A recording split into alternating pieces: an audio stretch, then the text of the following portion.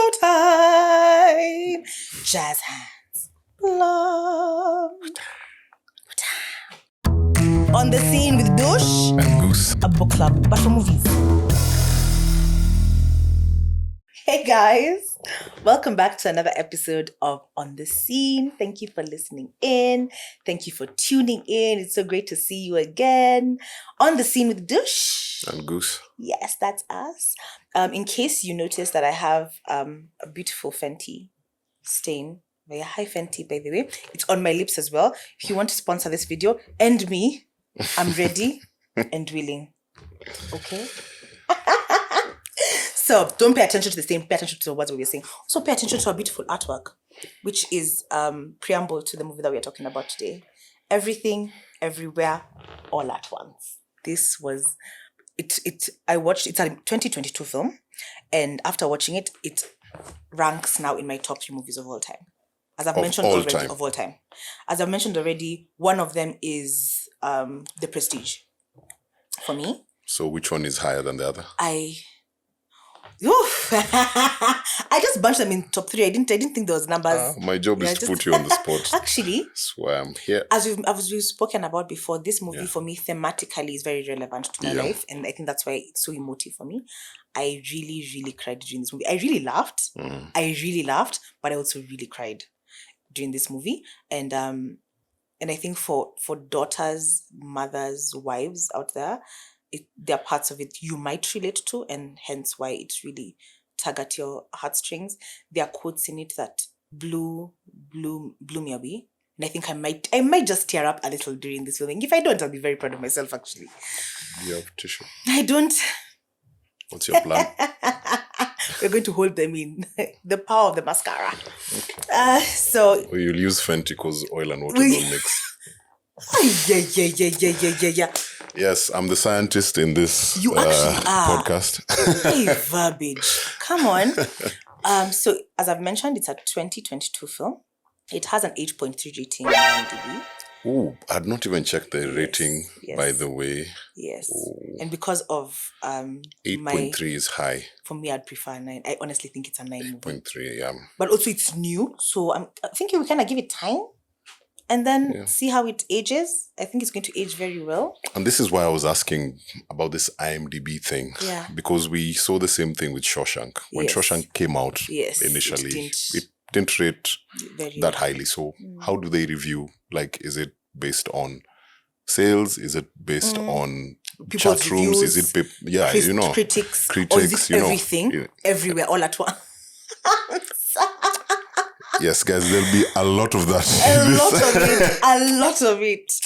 Wow. Can you tell this is a favorite movie? Yes, I love this movie so much. Okay, so you said IMDb? 8.3. I would have given it 2020 movie. 2022. 2022. Oh, it's actually this year. Yeah, we actually watched it. Yes, we are filming this in 2022. So this is a few months ago. Yeah. 8.3 is high, man. Yes, it 8.3 is high. And this is also one of the movies that... Not high in that way, but just meaning that it's a good movie. Movie is also high. I think it's written people are high. Because I'm telling you, once you watch, especially the first, like maybe half of the movie, I think people were on something. That writing room must have been lit. Sana. Because the movie, first of all, was written and directed by the Daniels. The Daniels are Daniel Kwan and Daniel Scheinert. Daniel Scheinert is actually, he makes cameos in the film a few times,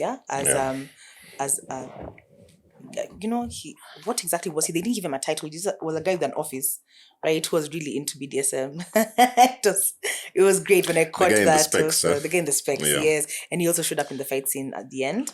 The two of them have directed a music video that I thought of the music video when I watched the movie. The music video for Turn Down For What by Lil Jon, yeah? Turn down for what? Turn. So when you remember how chaotic that music video was, I'm telling you, that's how chaotic this movie is. It's chaos. Actually, when I was writing just a brief description of it, I wrote that this is a movie about a very chaotic day. It's just the short version of it. It's just a very chaotic day. It's all over the place with emotions, with just with the action. I also couldn't figure out what category would you put this movie in? I think there's a dystopian element to it. There is. I feel. Yes. I don't know if I'm right on that, but I just feel like there's a dystopian element based on what is in the movie, the elements of the film itself, you know. Wow. I'd put comedy in there. Yes. I'd put action in there and adventure.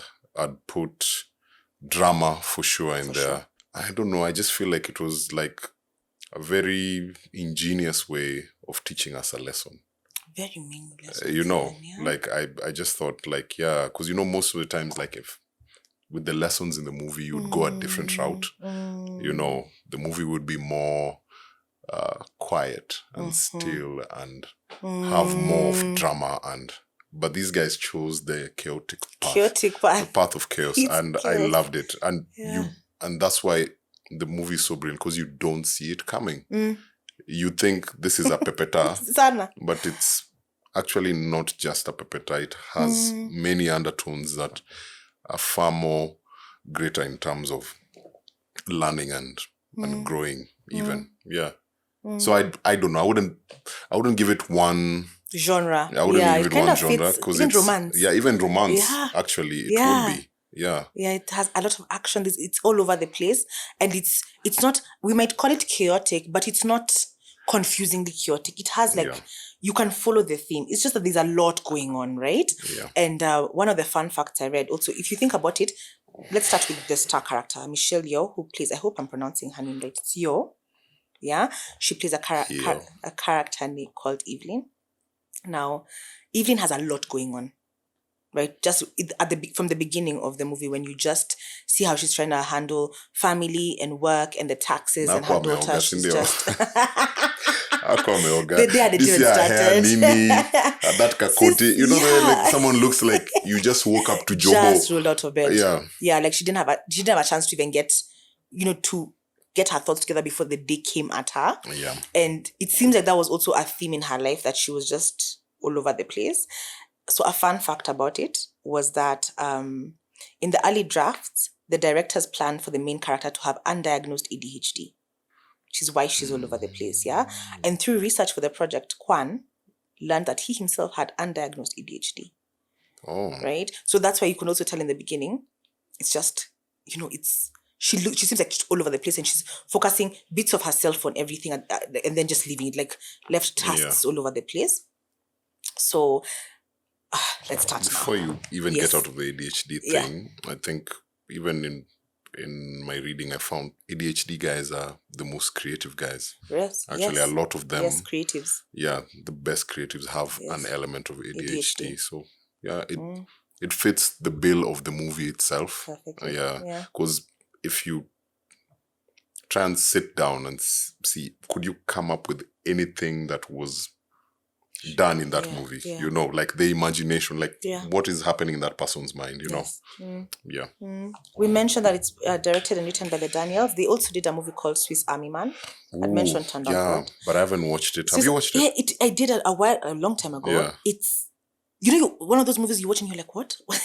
It's very like it tugs at your heartstrings, but you're very like, what is happening? What is this? It's about a movie about a guy who's stranded on, I think, a deserted island. And then he makes like friends with a dead person, right? And it's called Swiss Army Man. It's wow, like we really want to know who are the brains behind this, and it's them, the Daniels. They really do a fantastic box at creating a fantastic job at creating out of the box films, and this one is a piece de resistance, starring Michelle Yeoh. She's also in Crazy Rich Asians, which I know a lot of people might have watched, but she's also in Memoirs of a Geisha. She's one of my top 10 favorite films, actually. It's a really... She's also in a very important movie. Yes. Crouching Tiger. Oh, Hidden Dragon. That's actually where I think she burst onto the scene in the year 2000. Right. Yeah. Right. Okay. Yeah, and it's just, again, it goes to range. Yeah. She has that, range. From Crouching Tiger to Crazy Rich Asians to this. Right. It's brilliant. To Memoirs of a Geisha. Like, it's brilliant. Yeah. And she's been in many more other movies. I think before, like, guys knew who she was. Yeah. Even recently, I told you about a movie called Boss Level. She's also in that. Yeah. Okay. She's really been able. Her range is, as you mentioned, her range is really good. There's also one of the other actors is Stephanie Su. She's in a movie. I think it's a 2020 movie called Asking for It. It's a girl power movie, but it has a really deep theme. Like, it's a very, very deep theme. One of the ladies we had mentioned in... Please, maybe for the audience, just tell us what a girl power movie is. Well, to me... Because I know our audience has some unsuspecting males. Let me mansplain for you. Who might not know what's going on. So, girl power is where I think you band women together. Yeah. It's powerful, yes. So, but the theme is, they're not very, like, it's not Powerpuff Girly. Like, it's not, and pom-poms, like, it's not like that. It's a gritty film. It's a very gritty film.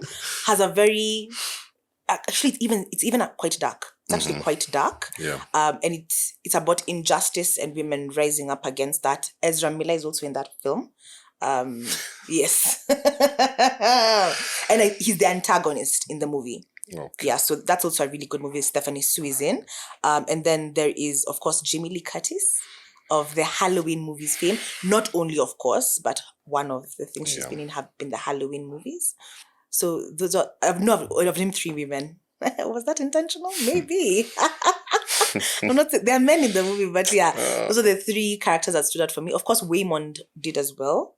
Ki Hugh Kwan. He's Waymond. He's the husband in the film. Fun fact, this was his acting debut after 20 years. He'd taken a 20-year hiatus from being in front of the camera. And you'd mentioned to me that he was in... Indiana Jones. Doom and Goonies. The Goonies. Okay.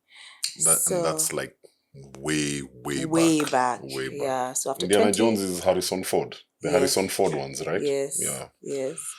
And it was distributed by one of the powerhouses that we love, A24.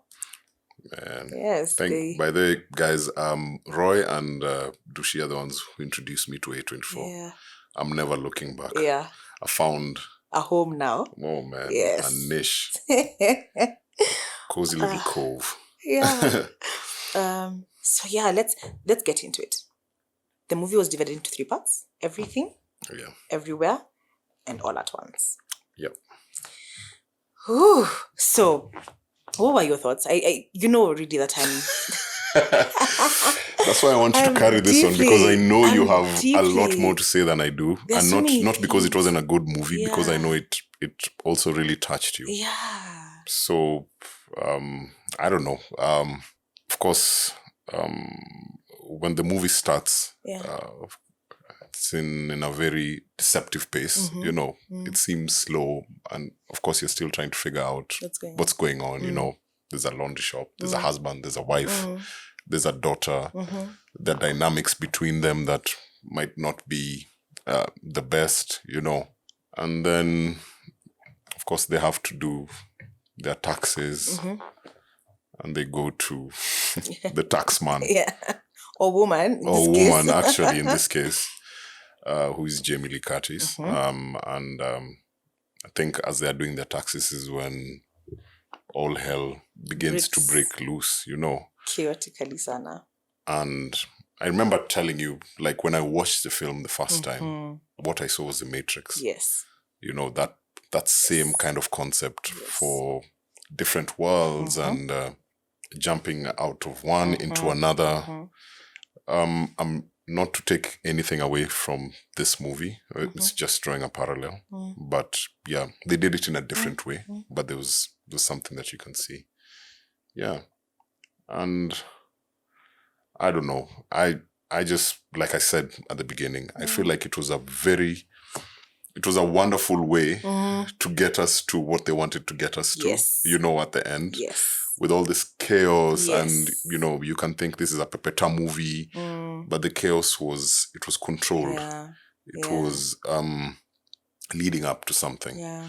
So I think you can take it from there. From where he met, where she met her otherworld husband. Alpha Waymond. Yeah, also, I really love the fact they called him Waymond. Yes. That was a fancy. I think it's because they're Chinese? Yes, the shrub would have been Waymond, and so they just called him Waymond. So the idea behind the film is something called modal realism. And let me just read that for a bit. Yeah. Modal realism is the view propounded by a man called David Kellogg Lewis that all possible worlds are real in the same way as is our actual world. It's a kind of, with this world of ours, they are kind of they are of a kind with this world of ours. Like there are other worlds that are of a kind and exist. So it's the same concept. And actually, they in one of the facts about this movie, there's a lot of relation to the fact that Matrix has the same concept. There's verse jumping as well that existed with a different, I think, term. In Matrix, there's, of course, the fight scenes. There are a lot of things that were related in the two movies. So from the beginning, that's how it starts. The movie starts with showcasing verse jumping and showing you that they're all this different. You can even see, I love it when they crack they crack the screen so that you can see the two like she's worlds. in two different worlds at the same time. And seeing her now being able to hone her craft in verse jumping, and also understanding that she was so dissatisfied with her life that I think even just being told by now Alpha Waymond that he didn't think that she was the one, kind of what propelled her to no, I am the one, I got this. And pushing herself to be able to stand up and, showcase herself as the one who can now go against Jobu Topanyaki. Hey, Topanyaki. What? They're difficult names, by the way. So actually, and a fun fact also. Not a fun fact. Something interesting. Evelyn kept on strabbing. I think there's a point she even called it Topanyaki, didn't she? Yeah. Jobu Topaki is now, at the beginning of the movie, actually throughout the movie, I think, the antagonist of the film, right? And I also really love how they played that character out. So, but again, you don't see it. Yes. You don't see it coming, you know. You don't realize that, who Jobu is. Yeah. So it starts off with Waymond is the one who verse jumps, then gets her to explain to her the concept of verse jumping. She then verse jumps, and then we're introduced to Jobu. And Jobu turns out to be her daughter Joy, played by Stephanie Su. And I think that's where they kind of set the theme that it was going to be almost like a mom against her daughter kind of thing, because as you have mentioned in the beginning of the movie, there's friction in their relationship. Because Joy is trying to come out to her grandfather about having a girlfriend and introducing her girlfriend to her grandfather. And a white girlfriend. Girlfriend. Actually, her mom even mentions, I'm so liberal, I'm okay with you having a girlfriend. And then she's white. Because there's also a lot of, I couldn't really relate it maybe to the African experience because, that's all I've lived. But there's that they're called first generation Asian Americans and struggling, or even just Asians generally, with the struggle with fulfilling their obligations to family. We had also talked about black tax. I'm sure they have the same, they do. They actually in a very similar way to the way ours is. Exactly. Expectation and how it fills them, a lot of people with what is it called? Depression and anxiety, based on the fact that there's all this, you're never doing enough. Because even in one of the scenes in the beginning, Evelyn walks up to her daughter. They'd had a fight. She walks up to her daughter, and I think she was trying to say something, and all that came out was, "You're getting fat." Yeah. And so her daughter's looking at her like, "Are you serious? Is there nothing you see in me that's good?" That's good. Yeah. And that's a very major theme in the movie, that mother-daughter relationship and the difficulty of that relationship. So she learns how to verse jump, and she kind of gets the hang of that. And then we move to now a place where she's kind of fracturing because of all the jumping, and she's doing it in such as we mentioned, this is a chaotic day. So this is all happening in the course of a day across different universes. And she's jumping, and it kind of fractures. And so she gets to the place where she's kind of everywhere. Just jumping all over the place. And now we get to experience the different universes where she's in. And then what culminates with All at Once is just being able to hone that into the storyline of a mother and her daughter and healing the cracks in that relationship. So that's just a basic overview of what the plot is. Okay. Yeah, in a very really simple way, as simple as it can get. That I can. So let me quiz you on a bit. Yes, please. So that maybe we can like just bring guys closer. So let's like kind of study the mom. What do you think about the mom? And why do you think she was the way she was with her daughter? And yeah, not to make any excuses or anything, because even her, she had her own experience. Yeah. And she got to where she got to because of like what has happened to her, as was shown in the movie. So let's dissect the mom, and then we dissect the daughter, because they're the main characters in the movie, more or less. And yeah, just see why things came to a head, like, so who is the mom? Who is the daughter? Yeah. In your opinion? I think also going through the movie and being able to see, as she's vast jumping and going into these different universes, there are times that you also get to see her origin story and how that origin led her to the different destinations, life destinations, so to speak, or universes. So and how different origins could have led her to different outcomes. Exactly. That's the word, outcomes. Yeah. So there's her life currently, where they run a laundromat, which is downstairs from, I think, their apartment. Yeah. She lives with her husband and her father, her ill father, and she's kind of all over the place. She's struggling with her taxes. She's struggling because she feels like she's running the business alone. She's struggling. You can also tell that there's a difference in that Joy's relationship, the daughter's relationship with her father, and how her father speaks to her, which will enmesh it with the theme of kindness with which the father carries it very well towards the end. Waymond carries it well towards the end, and how her mother is a lot more harsher with her. So the grandfather to... No, I'm talking about now Joy. So I'm talking about the mom. Her mom is much harsher now in this reality to Joy. Then there's a reality where Joy and Waymond don't even exist in her world, right? Where she chose a different path. Yeah. And the juncture, the fork in the road for her was when she decided to leave home to either go with Waymond or now the other choice where she decided to stay. Yeah. I think she's beating herself up a lot about the decisions that she did make without fully understanding how life would look like if she made other decisions, right? Because sometimes you see a moment and not the journey, and you think, the grass is green on the other side. Yeah. It's really greener where you water it, right? Yeah. So she's really struggling where she is. She's struggling with her decisions. She feels like she's the only one doing anything, but she also feels like she's the only one who can. So she's not very good at asking for help.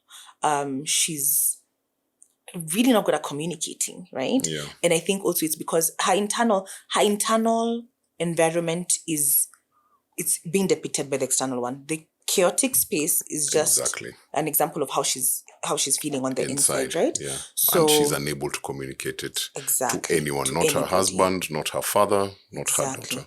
Yeah. And then there's also the fact that she has a very stringent relationship with her father, who at that fork in the road when she decided to leave home and not stay, there's that statement he made when he told her, "You're no longer my daughter." Yeah. And he made that statement twice in that movie. There's also a time later when he told her that you're no longer my daughter. So there's that seeking validation aspect of things.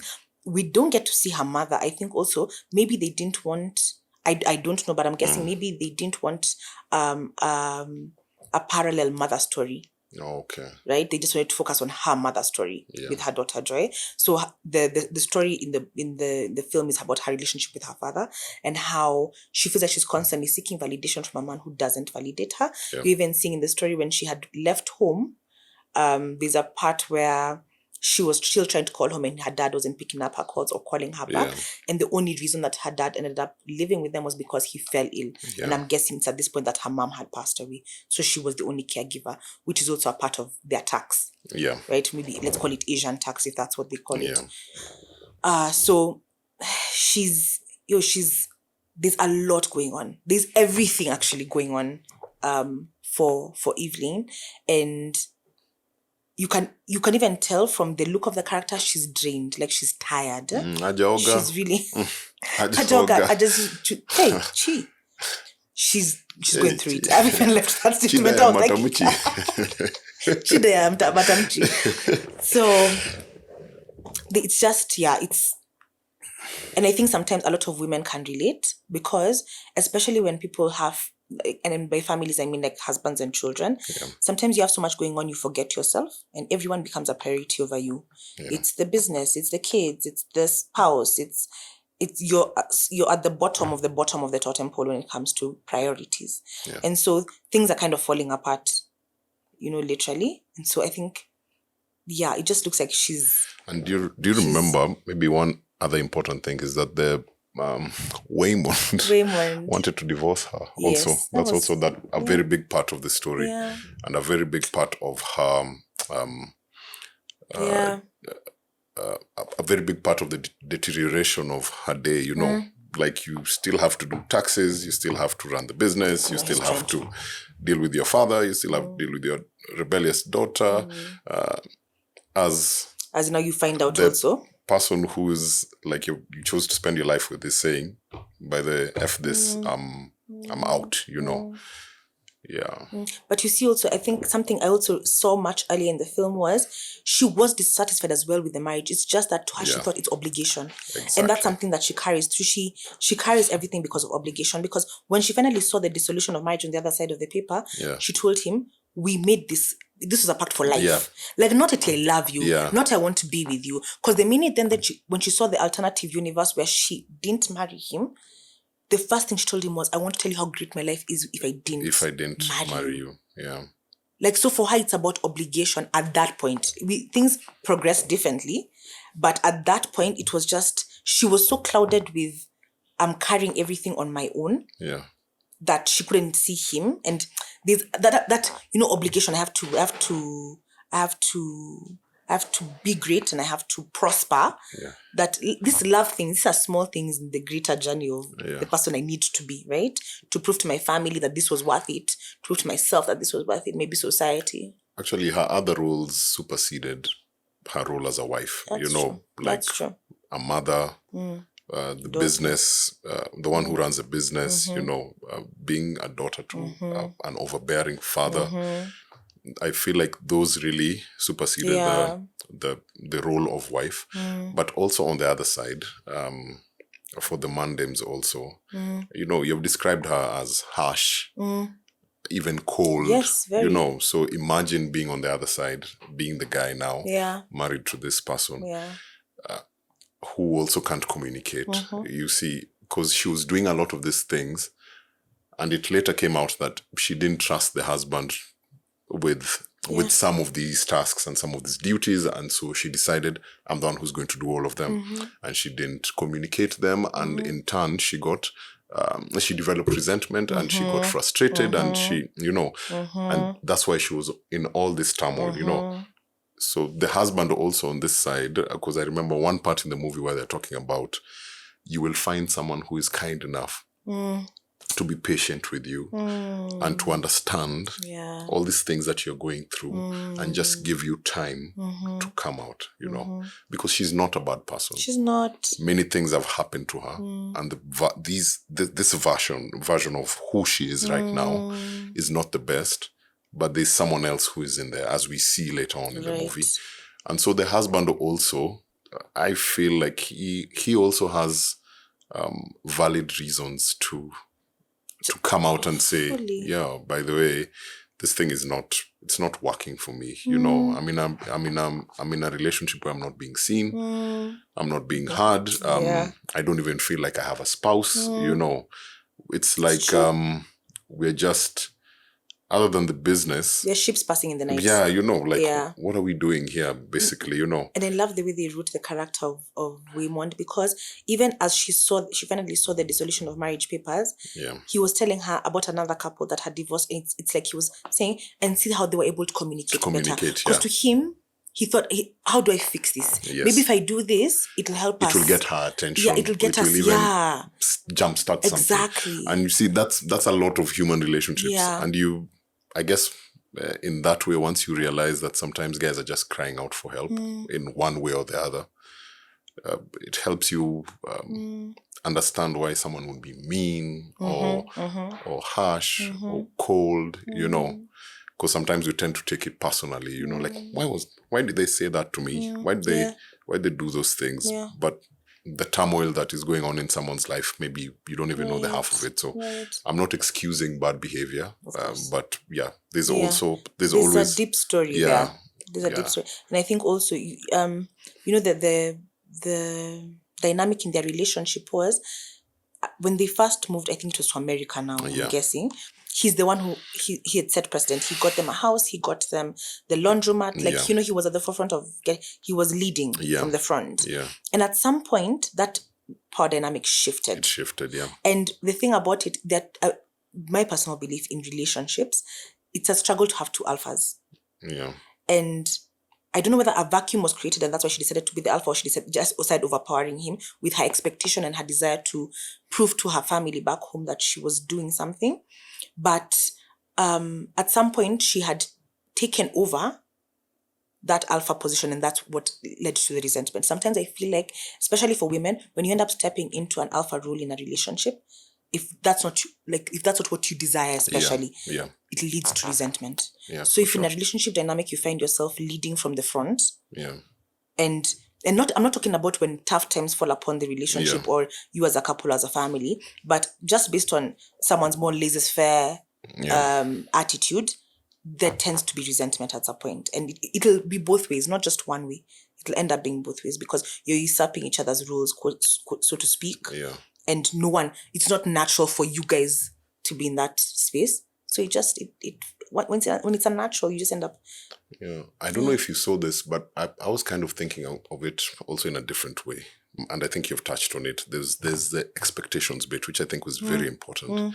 I think the expectation for this guy was to go to America to get away from the suffocating culture back at home, which didn't allow them to be together. And I feel like for the guy, it was more of a romantic thing. It was a gesture. It was, babe, let's escape all this and go be somewhere else. Actually. But I feel like for her, when she had America, she was like, yo, you know, like the American dream. Like when you go to America, you go and you get wealthy and you live this lifestyle and that didn't materialize. And I feel like when the guy got to America, he was satisfied. He has a laundromat. He has a house. They're not paying rent. He can raise his family. He can provide for them. They can be comfortable enough. You know, it's not at wealthy, but they're comfortable enough. And, you know, and I feel like there are wires. There are wires that got crossed there. And that's why I feel like the dynamic shifted. And now she was trying to fuel and power the American dream from her perspective. At the same time. It was just not working in that direction. And this guy he's more of he's chill guy. He wants to run around the laundromat with his daughter and play. He wants to stop and smell the roses with his wife. Like he just wanted to live. He wanted to put googly eyes on everything just to make people laugh.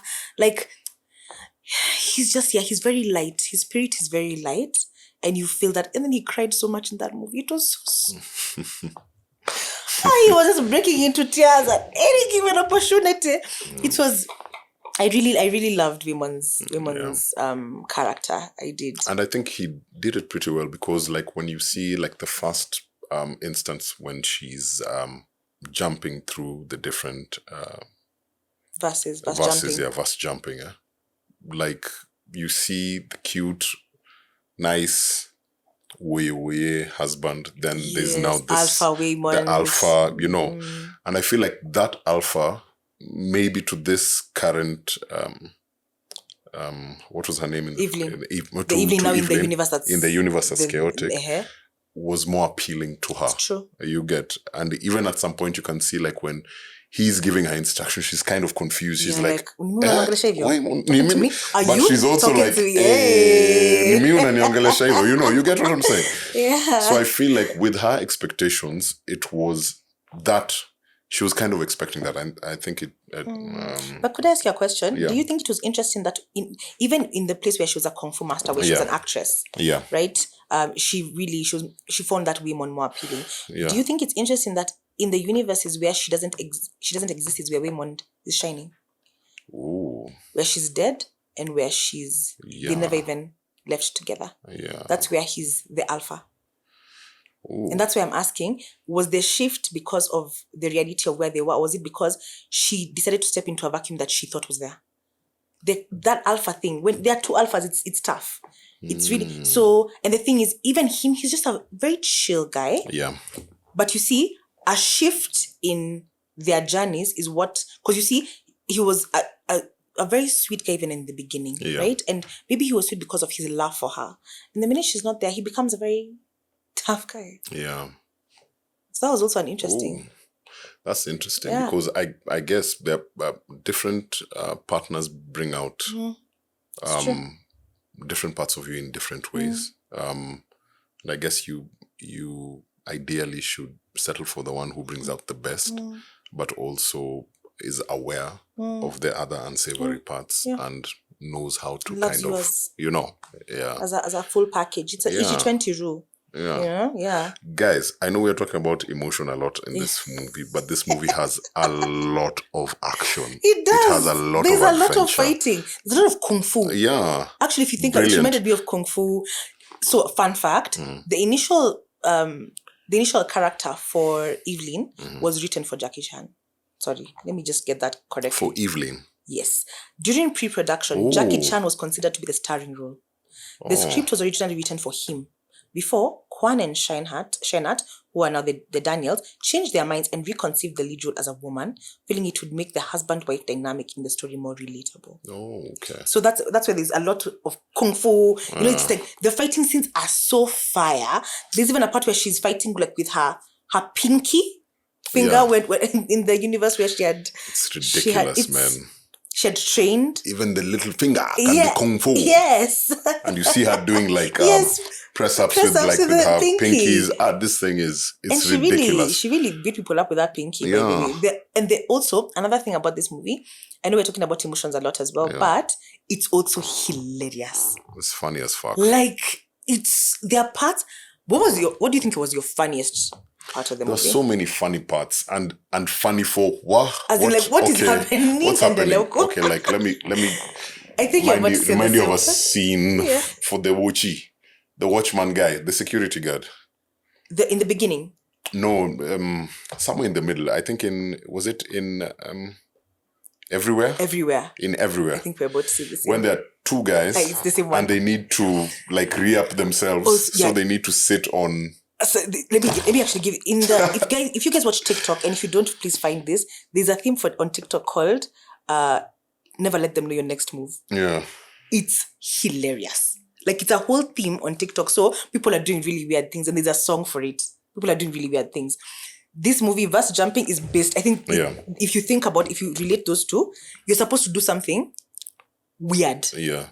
Like to verse jump, you can't just do something normal. Like, it has to be. Oh yeah, yes, I remember. Something. Like in this movie, that like she does, like she eats. She chews on what? What is that? She chews on to jump the. I remember the part where she finished a whole soda. Yeah, soda. Is it not chewing gum? It was like Colgate or something, some weird thing. When he chewed on the chapstick. It was a chapstick. Yeah, the chapstick. He chewed on it. Even gum from under the table. Like, you're supposed to do something weird. So yes, now tell us about that part, because that was hilarious. So that scene, there's a security guard and there's some random guy, and she's in the office. Yeah. And I think in keeping with doing the weird thing, so they had to sit. Oh my God. Even describing this scene is a bit... It was wild. They had to sit on... What are those things? It was Auditor of the Year. The award for Auditor of the Year. So there were trophies. Trophies shaped in the... Like butt plugs, actually. Yeah. Shaped like butt plugs. They had like... That's a phallus. It was a phallus. It's a butt plug. Yeah. It's actually shaped like... One of them was a phallus. The other one was a butt plug. Oh my God. And so they wanted to sit on it, because it's like... And first of all, why did the guy show up without pants? Why he had pants in the initial? Why did he show up without pants? I think he'd been so when he showed up and he was doing his kung fu things, and they had censored them. Yeah. So I was like, wait, what? This guy didn't have when pants. He jumped on it? When the other guy were fighting, and then they'd hit themselves in the head. So now they were confused and they couldn't miss. They were just like slapping each other. The guy just ran up, and you just see him blood. And let me tell you, I paused it. I was like, what is happening? I think that's the moment that I realized this movie reminds me of Turn Down for What. Because even in Turn Down for What, I was like, there was some crazy, like when she was sitting on the guy's face and they fell through the roof. It's kind of like that scene, she was bumping I was like, what? What's going on here? Oh gosh. Yeah, but this movie is entertaining. It is funny as fuck. It's an adventure a minute. It really is entertaining. Yeah. So that scene and the way the scene ended, like when she was fighting both guys at the same time and they both had the butt plugs and she, like in slow-mo, like removed the butt plugs from both and the guys were dead. That's it. It's because they had no more butt plugs. That's it. No more butt plugs, no more energy. They're like, but. Yeah, that was a dope scene. And there are many funny scenes. There was also the part where she went into the wild with the hot dog fingers. The hot dog fingers. What is that? First of all, the universe was so out of the loop. And you can't hold anything. You and can't then now their feet, they start using their feet as it. I was so confused by that particular scene. Yeah. But I think they were trying to also like put a spotlight on her relationship with the auditor. I forget the auditor's name. Just know her name was Jamie Lee Curtis, the actor. What was she called, by the way? Did they even have a name for her? Deirdre, yes. She had a very mundane name, and actually it fit someone who is actually a tax lady, and she's very hard ass, and she's very keen on every single mistake. Actually, she's a Karen. That's what she is. She's the embodiment of a Karen. High five me, bestie. That's what she is. And we don't mean Jamie Lee. And she did that role. We mean the character was a Curtis. Another really funny part for me was how she could not say Jobu Topaki for the life of her. She, Tepanyaki, Jupaka, she kept on messing up that name. And then no one was laughing. Like, she was very straight-faced. I also really enjoyed those two small tidbits as she was trying to remember. There was a lot of parts when she was trying to communicate and it was just stupu. There's a point where now she was trying to remember Ratatouille. She called it Rakakui. She thought it was a raccoon, right? Raccoon something. She called it Rakakui. She thought it was a raccoon. What the hell? Gosh. It took me a while to figure that out. And I was like, it can sniff out the right ingredients. I was like, what? Rakakui? Yeah, it cooks for... That was a dope one. And also, quietly, they were developing the relationship between Evelyn and Deirdre. Yes. Which, Yes. And again, there were parallels between their lives, if you notice. There were. Both very bitter. Divorced. Deirdre had been divorced. Dissatisfied with their situation, taking it out on other people around them. Yeah, exactly. Around the same age, maybe also. Yeah. Actually, there were a lot of similarities between these two women. So it was interesting that what I'm guessing was their relationship in the Hot Dog Hands universe was that they were lovers. Yeah. So I really love the way they played around with the universes and giving us different stories. Maybe let's explore Waymond a bit, right? Okay. I think he carried, other than now his relationship with Evelyn, there's a lot about him that's just kind. Yeah. Like, whether it was, even when she met him when in the universe where they were together, like even the way his approach to her, there's something, did he say it in that universe? Yes, he did. He said, so even though you have broken my heart yet again, I wanted to say in another life, I would have really liked just doing laundry and taxes with you. Yeah. I think every girl just this movie had a lot of those small, integral, but really moving moments, And I can just remember, is that the scene where he was in a suit, yes. She was in a gown, yes, she's a superstar, and he's, I can't remember what he was, just but a rich important man. Yeah. I don't know, like for the romantic in me, that really moved me, Me too. And I think I really see a lot of Waymond and his perspective. Yeah. Or at least I was trying to. Yeah. Because of course the movie shows you Evelyn's perspective so hard. But Waymond's perspective also is just like Msem nice to Msem poor. And it's the kind of guy who will always get stepped on, unfortunately, in one way or the other. And I don't know, it was just good to see that something good kind of came out of it. Yeah. There's a point where he tells her, you think because I'm kind, that it means I'm naive.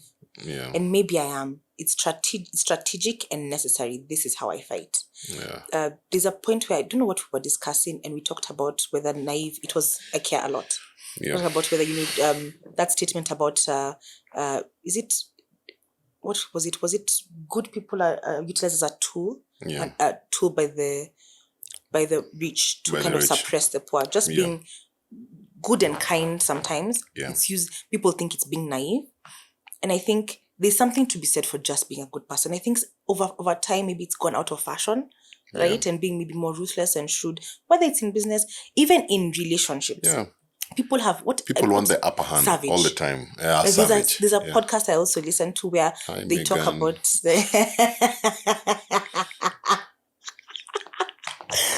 Please cut that out. I don't want to be cancelled. You can really be cancelled. Oh my goodness. I don't care. Cancel me. So there's there's a podcast I listen to where they talk about different tweets from people talking about things they've done in a relationship that are savage. Yeah. And somewhere along the way, being just kind, and even if it's taken as being naive, went out of fashion, and being topping each other up, not topping up, what's the word I'm looking at? Getting one-upping each other. One-upping each other with who can hurt each other more came into fashion. How did it come into fashion? I don't know. Like, I'm not sure. You don't know? It's me. All around us, even in our music.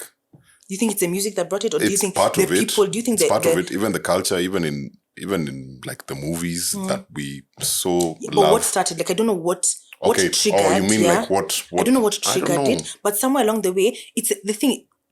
Yes, I get actually what you're saying, because maybe now there's a lot more music about, a lot. Yeah, about fuck you, and not necessarily. And it's being confused with empowerment. That's the sad part. From which side? Okay. Do you think it's the empowerment for women? Like, if it's a retort? If it's a retort from women, to what? As like to Patrick. Is that when you're saying it's like when you say it's taken as empowerment, do you mean when it comes from the women or from both sides? No, it's taken as empowerment by the women. That's what I meant. The music comes from the women. Yeah, when the music comes from the women. And some of those messages are what you're talking about. I'm a savage. Right. Or I do this to men. I do this to multiple men, and I get money from. Yeah, it's fair. And it's a lot. A lot of the music has moved towards that, and it's being done by women heavily, and I think it's being considered empowerment. Am I wrong? That's I guess in some way. A lot of the women, at least I've talked to in my sphere of people, some of them feel like that's empowerment. Of course, some of them see the things that are wrong, that might be wrong with it. I don't want to say anything is wrong, because music has evolved and I think has different things. You get. I've gotten what you're saying now. But you see, it's a lot of that, and it's I'm a savage. You know what? I completely get what you're saying now. I was trying to now wrap my mind around that concept. Yeah. I think when you say empowerment, I don't think they're saying that the music itself is the empowerment. I think it's the finally using your voice as a response that they're taking as the empowerment. But now the medium and the language they're using, now that's what people maybe disagree with. Like, there are some people who'll say, maybe the how I don't agree with, but women finally rising up and saying, after all these years of suppression, oppression, violence against women, femicide, and all this rape and all these terrible things that have happened to women over decades, women are finally using their voices and speaking out. Now, the mediums, some women agree with, some women don't. Right? Do you feel like some women are taking advantage of that? That something I think about feminism, and that's why I'm not. Well, we really changed that. This conversation has really taken a turn. I feel like it's still relevant to something that I believe about feminism. Feminism is supposed to be about allowing and respecting, not even allowing, that's the wrong word, respecting, giving it room for women's voices, no matter what the voice is. No matter how they look also. Exactly. Yeah. No matter, and by voice I mean anything. Yeah. Dressing, features, face, just giving women that space to be able to express themselves. Yeah. Something that I don't agree with now because of that is the pick me. Because then a woman who contradicts my view because she will maybe support a viewpoint that I don't agree with, that I think is more male oriented. Is then a pick me, because then you've decided that feminism is anti-men and it's not. Yeah, I don't believe it's supposed to be, and it's not equals to anti. It's just allowing women, giving women a space where they can express themselves and use their voices. If a woman wants to wear a hijab, there was also a time when then wearing a hijab or covering yourself was you're still under the thumb of patriarchy. I'm like, so now you want to take shit and tell me it's chocolate. Like, you're dipping it in chocolate and then telling me it's chocolate, because ideally you're supposed to allow women, not allow, I keep on using that word, let women have the space to be. Yeah. Even I don't have to agree with you, but we can exist in the same space. I don't have to agree. So there's a lot of that manipulation of what, like, take it back to what you were saying. Are some people manipulating it and just riding on it, but wanting to they're ghost riding into it, like on fire and just setting everything on fire. Yes, like what we're doing that. I do agree with you that there are. Okay. Yeah. Back to the flick. Wow. So, yeah, Waymond. I think that's I loved different quotes that he gave in the movie, and I loved just how kind he was. I think he carried the theme of kindness, because even in the end when he told her to fight with kindness, and then the really fun scene right before the end when she was fighting, the last fight scene I believe, when she was fighting and using kindness, and she's saying she's fighting like him. That was such a beautiful scene. That was on the steps, right? On the staircase. Yeah, the girl who had, I think he had a bad back, and she finally, and he was like, thank you. Needed his neck. And the girl she sprayed with the perfume that he kept on saying reminded him of his wife. That was Daniel Scheinert. That was a really dope scene, actually. Yeah. So and a culmination of like how the movie was from the Pepeta to now. Kindness. Kill them with love. And I think that for the first time in the movie, she was finally seeing women. Like, the scales kind of fell off, and she was able to see him, because then it happened even in now their reality, quote unquote, like the now when they were at the laundromat, and then he went and talked to Deidre and told her to give them a few more days to finish their taxes. And then she embraced him. I think she was finally seeing him. And so, he was such a kind person. I think another dope scene was in the parking lot. Now at the end of the day, the mother and the daughter. Ooh. I don't know. I don't know if you are going to mention that. I don't know if you are avoiding it because of the waterworks. But that was a really powerful scene at the end, and especially like when she was saying like, "Yeah, I think you're fat. I think you're," like when she was doing like truth bombs, but eventually like maybe you can take us through that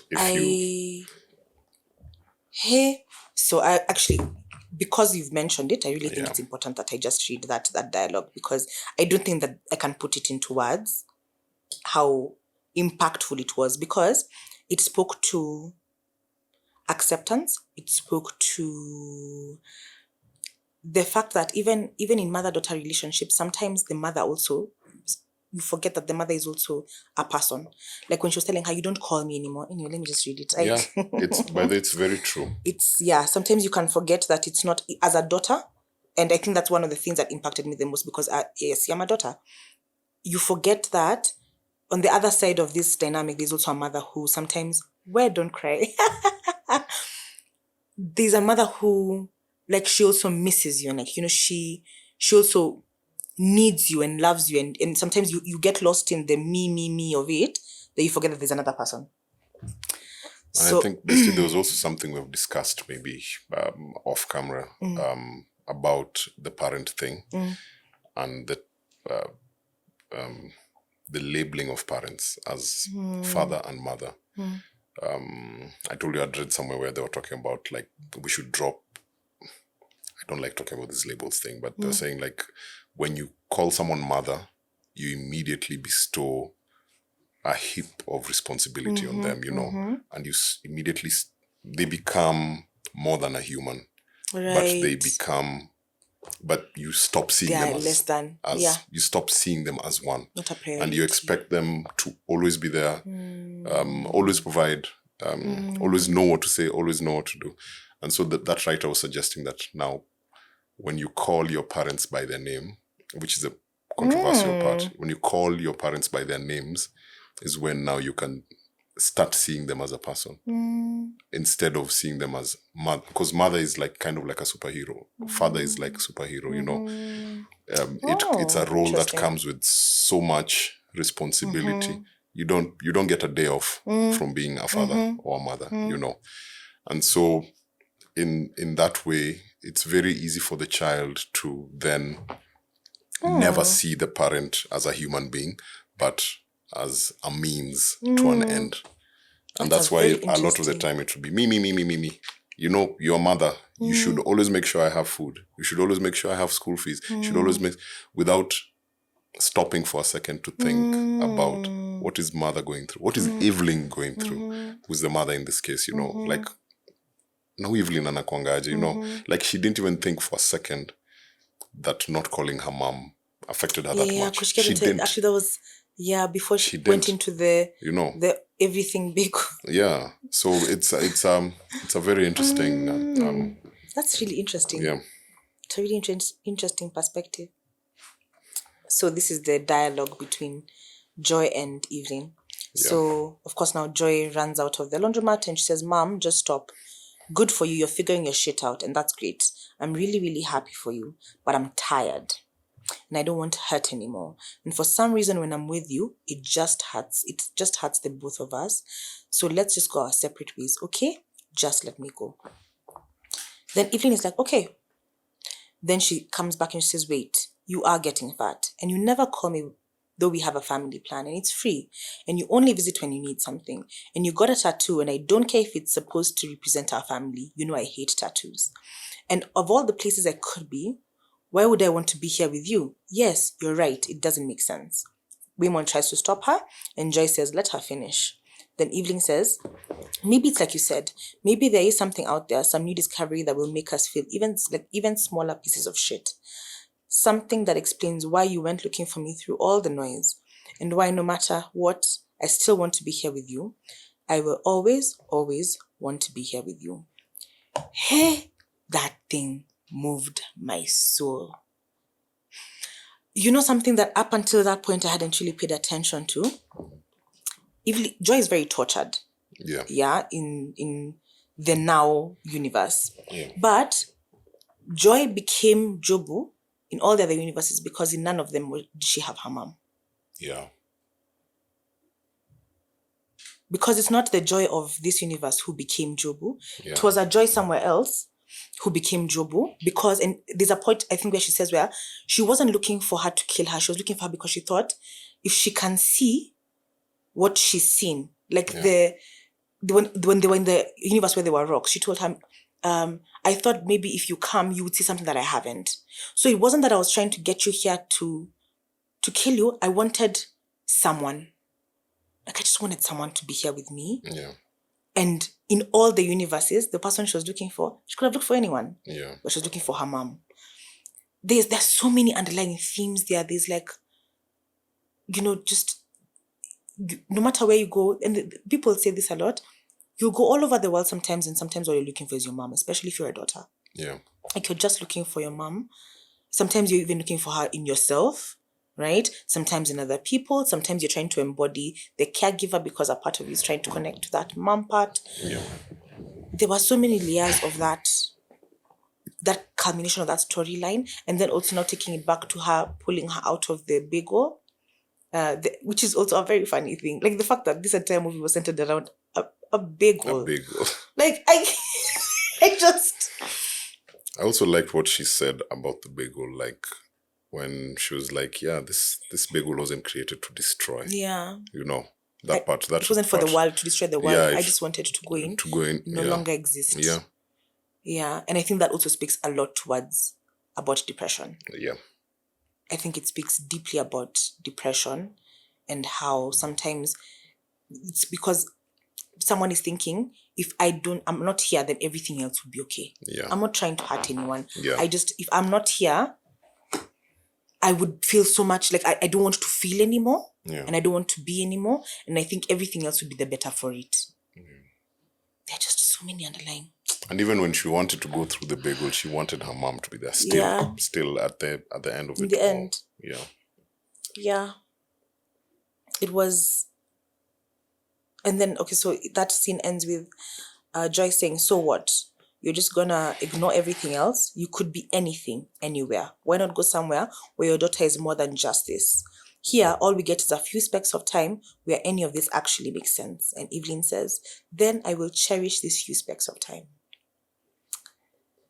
I think why I also put this movie as one of, other than the fact that it tugs at me so much, is I think that was one of the most beautiful dialogues that I've ever written. And then it felt so real, like you'd almost think the way Joy was crying in that scene, I really wailed with her. Tulilia, we cried. And it was I like the way they didn't romanticize it. Yeah. Like it felt like this could be something that could happen between a mother and a daughter, you know, like if they're actually trying to figure their shit out, you know. Yeah. And even the part where when Evelyn is responding, she doesn't go into that romantical aspect of I'm sorry. She tells her, no, but you are getting fat. Yeah. And you don't call me. Yeah. But in all the universes, in all the worlds, there's nowhere else I'd rather be but with you. Like you're not perfect and neither am I. Yeah. But even when she was now finally introducing Becky, her girlfriend, to her dad, now the grandfather, Gong Gong, and she said, my daughter is stubborn and she's just like me. Like there was a lot of road to Damascus moments. It's like Misty, you're back to the Bible. Oh my God. There's a lot of Evelyn finally seeing people. And then I think it's through seeing people that she finally kind of sees herself, or she comes to peace. It was, man. Yeah. I think that's one of the most beautiful dialogues I've ever watched in a movie. And clearly we have watched many of them. Yeah. Yeah. Woo. Yes. Another fun fact, language is a very important part of the story. Evelyn speaks to her father in Cantonese, but she speaks to Waymond in Mandarin. It shows that there's a cultural difference in their upbringing, which is probably why they had to escape. Yeah, they had to go away to get married. Then the mother-daughter relationship is also language shaped. Evelyn speaks to Joy in Mandarin and English, while Joy answers back in English and bad Chinese. Neither one can find the words to express their ideas clearly to the other, which keeps them divided. Yeah. And last fun fact, when Joy and Evelyn were in the forest, the first, I think it was the beginning of the everywhere part of the movie. And then the forest, and there's everywhere part. Yeah. There was something that was in Jobu's hand and kept on shifting to show her that it's all about what you. One of the changes was an Oscar. Oh. Yeah, it's like a split second. I don't think anyone caught. Oh, I didn't even catch it either, but I read about it. So one of them was an Oscar. Again, yeah. So I'm really hoping this movie is nominated. And to be honest, I'm really hoping Michelle Yeoh wins. If it's nominated, what do you think it should be nominated for? Best Picture, Best Picture. Director, and Best it's what she called them, the Best Actress. I would want Michelle Yeoh to win. Why you go? And also visual effects. And visual, sorry. Yes, and costume design. And costume design like this movie had a lot. It had a lot. It actually had a lot of good things going forward. Yeah. I love it. Because even the transitions between, even as Jobo was changing, it was so seamless. Actually, I need to know what that was for TikTok. Because if I could do that on the talks. Yeah. And even, you remember the scene, the big old scene? Like when they do the thing opening, and then they open. Actually, those visual effects were pretty darn good. Magnificent. That's actually very true. Yeah. Yeah. The visual effects were... I think that's actually probably of the different... Other than the acting, of course, it would be the visual effects for me. That they did a really good job. And the costume design. I really think Jobu's fits were wondrous. Fire, they were glorious. Yeah. Yeah. And that is Everything, Everywhere, All at Once. Well done. You got through that very well. Yeah. I thought I was going to see, like, I was going to be wet all over. No. With tears. Yeah. We made sure not to cry too much. But yeah, that if you watch it, and maybe even if you have a strange relationship with your mom, I think the movie is also a lot about hope. Like, and understanding each other as individuals. And understanding and acceptance. And acceptance. Seeing that you're not perfect. None of you are perfect. And I'm not saying that there are not people with strained relationships and toxic relationships with their parents, yeah. And I fully respect that there's a space for that. I'm just saying that if there's room for reconciliation, this movie really showcases that. And I also love the fact that it wasn't a cookie cutter ending where now they were best friends. Yes, they hugged, but you can still tell that Joy is a bit too tough still. She's still, they haven't really they haven't cracked open the coconut sana. Like they've begun the process. At least from Nyanza, yeah. They began the process. Yeah. So what movie would you recommend people to watch now that they've watched actually everything? Because I've really struggled with this one. Yeah. Like, what is the recommend? Like, you mean similar or similar? Okay. This in that regard, I don't think it's. I'm not going to try and encompass a movie that has everything that's similar everywhere or all at once. I'm going to pick one part that I think is really funny, and I'm going to tell you to watch something. The part where they had hot dog fingers. I want you to watch Sausage Party. Sausage Party. Bestie, have you watched that movie? No. I'm gonna say it's an animation. First of all, I'm going to be a bit scared. Yes. No, it's an animation. Okay. Well, be scared, be afraid. I don't know if it's possible for me to put into words and encapsulate what that. Go watch it. Just go watch it. Sausage Party. So Sausage Party. That's another one to add to the list. It's a 2016 comedy. It's an animation, but it's R-rated. Don't watch it near your children. Actually, if your kids cannot be in the house, preferable. Let them not even accidentally wake up and find you watching that movie. And they're just like, Mom, what's that? No, please. It's a sausage. It's hilarious. Okay. It's hilarious. I laughed like a mwenda. I laughed at the end. Watch it. I'm trying to think of a Stanley Kubrick movie that could maybe match this, because he's the one who also does weird things with his visuals, Also, you mentioned Matrix also? Oh yeah, Matrix. You haven't watched Matrix? Yeah. Take some time. Jerusha, we're speaking to you. Yes. And there's a new one. There's a 2021. Yeah. I don't want to watch it. I was actually worried. I already watched it. It's not. Yeah, let me not do it to myself. Yeah, let me just keep the sanctity. But it's not. No. Yeah. Yeah. Okay.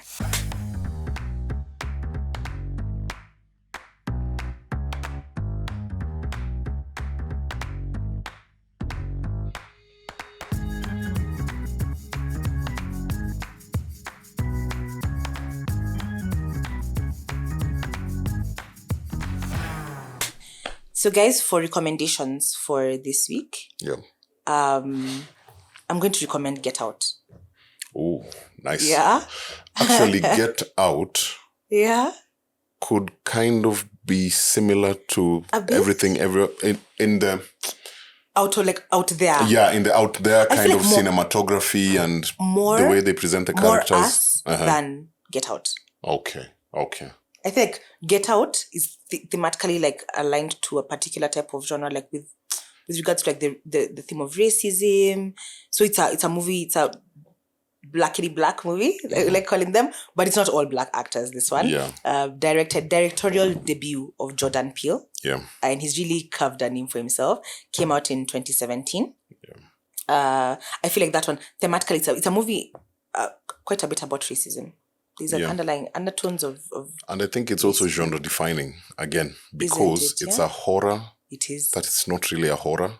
You know what I'm saying? It's... Yes, I agree with you. Get Out was a really, really good movie. It was. Really good movie. And I was just comparing it to this one just because of the weird way in which he shot the visuals. Yes. Even when you see the weird characters, like the guys who are zombies, Yes. that the cinematography more than anything even that else. Sinking, scenes. Yeah, that's maybe yes. a bit. Yeah. Yes. So yeah, that's a good recommend. 7.7 rating, which I also think that one should have gotten a much higher rating. Well, not much, maybe like an 8.18. Which is much higher. Yes, well, it is much higher. It's still much higher. Starring Daniel Kaluuya, who's also a great actor. I love the work that he's been doing more recently. Black Messiah, Slim and what? What is? Huh? Slim and Queen. Queen and Slim. Yes, yeah. Queen and Slim. So I'm really enjoying watching Daniel Kaluuya at work. Okay. So that would be my recommendation for this week. What would yours be? This movie, Everything, Everywhere, All at Once. The parallels from another show that I also really love, which is an animation, but it's an R-rated animation. That's Rick and Morty. There are many instances where they've mirrored each other, and especially the multiverse one. And in the multiverse one, there was also the theme of love that was heavy throughout. Yeah. So Rick and Morty is basically centered around a grandfather. Oh, it's a grandfather? Yeah, it's a grandfather and a grandson who go on the wildest adventures you can ever think of. So the grandfather is a scientist. He's a wacky scientist, but he's a genius. And he considers himself to be the most genius person in the multiverse, not just the universe, in the multiverse. And so he's always coming up with inventions and contraptions, and he can go through time and different things. So yeah, there's a particular episode where the grandson has always been asking him for stuff, and just been, I actually want one of these time rays, like where he can go back and forth in time, right? So basically the premise of it is that you can do something now, delete, and then start over. You have got to be kidding me. Yeah. So he invented the gun for his grandson, and his grandson now was just having fun with it, So he goes like, he flips off cops, and cops chase him down, and they shoot him, and he dies. And then it resets again. And then it starts all over again. And then he goes somewhere else. And then so in one of those multiverses, he meets a chick, and he falls in love with her. And it's a whole beautiful love story, but eventually they crash and they die. Like the chick dies, and now he's trying to get the gun so that he can reset time and go back to everything. Only to find out that it's not resetting that he's doing. There are multiple universes that are existing at the same time. And in those universes, he's dead. Wow. But in this one where he's resetting time, that's where he's continuing. You get? So when he jumps, he doesn't jump to a different time. He jumps to a different universe. A different universe that is coexisting at the same time. That sounds like a really interesting episode. Yeah, you should watch. Wow. Actually, Rick and Morty is ridiculous. Okay, bestie. Thank you for that recommendation. Buddy. My pleasure. Okay. Well, guys, that was it for this week. Yep. Thank you so much for joining us on the journey. We are so happy to have you guys with us. Let us know your thoughts. Let us know once you watch it, if you've watched it, please let us know what you think. Very curious to know your thoughts about that movie. Let us know what you think about our recommendations as well. Let us know what you would recommend as well for us to watch and talk about. Keep on commenting down there. We love engaging with you guys. If you like this video, give it a thumbs up. If you like the audio, give it a thumbs up as well.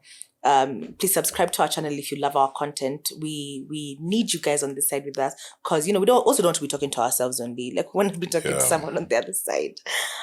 If you also want to get notifications, make sure to hit the notification bell and subscribe so that you can know whenever new episodes come out. Yeah. And we will definitely see you on the next one.